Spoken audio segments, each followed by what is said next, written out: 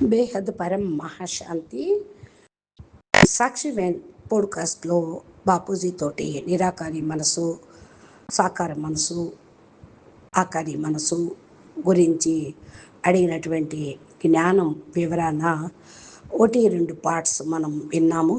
ఆకారి మనసు గురించి కూడా తెలుసుకున్నాము.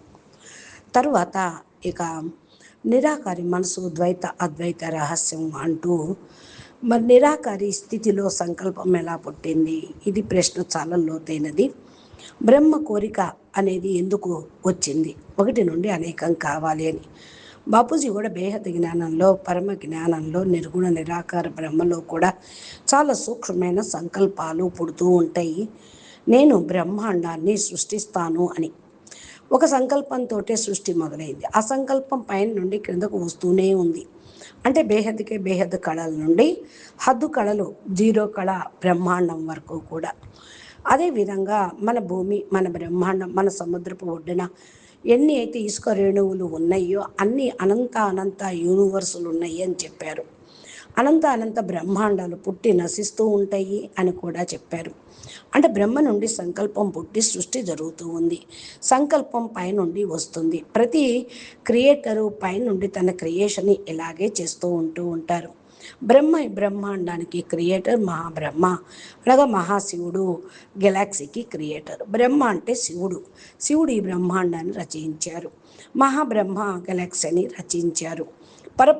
పరం మహాబ్రహ్మ యూనివర్స్ క్రియేటరు.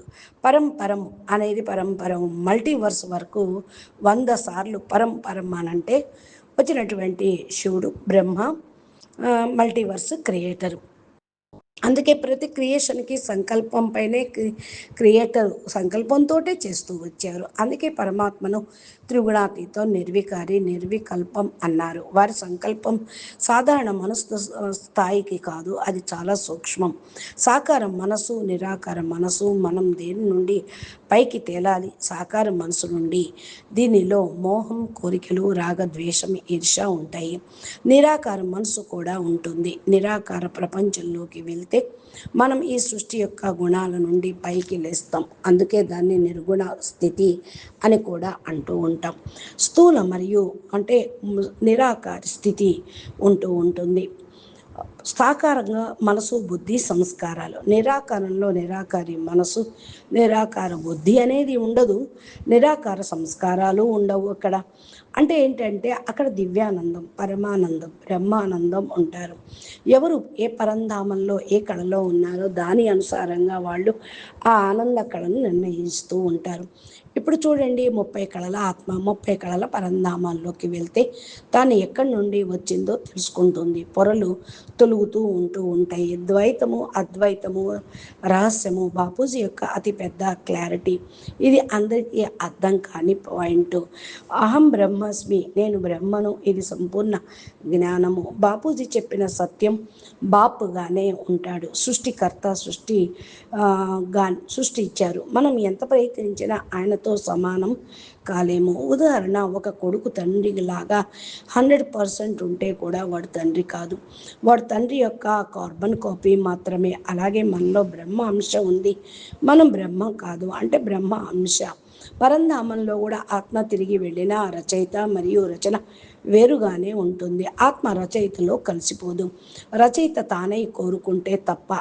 అందుకే బాపూజీ అంటూ ఉంటారు, మీరు బాప్ లాగా తన్ను తాను భావించండి అని.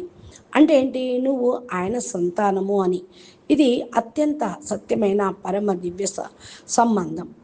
అద్వైతాన్ని పూర్తిగా ఒప్పుకోలేదు. అందుకే బాపూజీ సాధకుడికి 3 ప్రాక్టికల్ సందేశాలు మేము ఇస్తూ ఉన్నాం. మనసును శుద్ధి చేసుకోండి, అనగా మనసు ఈ శరీరానికి మాత్రమే పరిమితం కాదు, అది సాకారి ఆకారి స్థితిల్లో కూడా ఉంటుంది. కాబట్టి ప్రతి స్థితిలోనూ సంకల్పాలు ఉన్నతంగానే ఉంటాయి. ఆరాని రక్షించుకోండి. రోజుకు 3 సార్లు సంకల్పం చేయండి, నా ఆరా సీల్ అయింది, నెగిటివ్ ఆత్మలు నా శక్తిని తీసుకోలేవు అని. బేహద్ కళల ఆత్మలు వైట్ ఆరాను చూసి నెగిటివ్ ఆత్మలు దగ్గరికి రావు. ఆత్మ దృష్టి పెంచుకోండి. నేను శరీరాన్ని కాదు ఆత్మను అని ఎవరి శరీరాన్ని అయినా సరే మీరు చూడకుండా ఆత్మగానే అందరినీ భావించండి. మిమ్మల్ని మీరు ఆత్మగా అనుకోండి. అందరూ పరమాత్మ సంతానమే. మిమ్మల్ని మీరు మార్చుకోండి. ఇతరులను మార్చడానికి ప్రయత్నించొద్దు. అతి ముఖ్యమైన మాట, బుద్ధిని పరంధామంలో సెట్ చేయండి. మనసును ఇటువైపు డైరెక్ట్ చేయొద్దు. ఇలా చేస్తే సైంటిఫిక్గా కూడా మనం ఎనర్జీ అక్కడ మరి పూర్తిగా క్వాంటమ్ రీజన్ అవుతూ ఉంటుంది. ఇక్కడ సారాంశము, సృష్టి ఒక సంకల్పం నుండి, ఆ సంకల్పం పైన ఉన్న క్రియేటర్ నుండి వస్తుంది. మనం బ్రహ్మ కాదు, బ్రహ్మ యొక్క అంశము. బాపు పిల్లల సంబంధమే అత్యంత సత్యం. మన యాత్ర ఈ భూమిపై ఆగదు.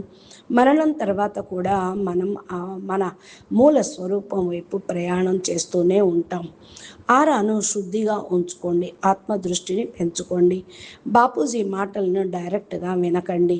చాలా ముఖ్యము అనంటే ఎందుకు డైరెక్ట్గా వినటం చాలా ముఖ్యం.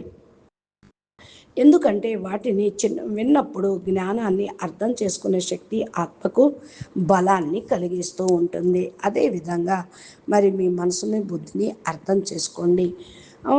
మనసును జయించాలి, మనసుని చంపొద్దు, మనసుని మరల్చాలి అని చెప్తూ ఉన్నారు బాపూజీ. అచ్చా, పరం శాంతి. నమస్తే, ధన్యవాదాలు. బేహద్కే బేహద్ పరం పరం పరం మహాశాంతి హై, మహాశాంతి హై, మహాశాంతి హై. బాపూజీ దశరథ్ భాయ్ పటేల్ తెలుగు ఛానల్లో బాపూజీ చెప్పినటువంటి దివ్య జ్ఞానం మీకు పార్ట్స్ వైజ్గా లభిస్తూ ఉంటుంది.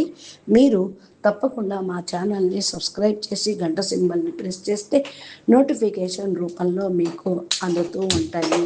పరం మహాశాంతి. ధన్యవాదాలు. బేహద్ పరం మహా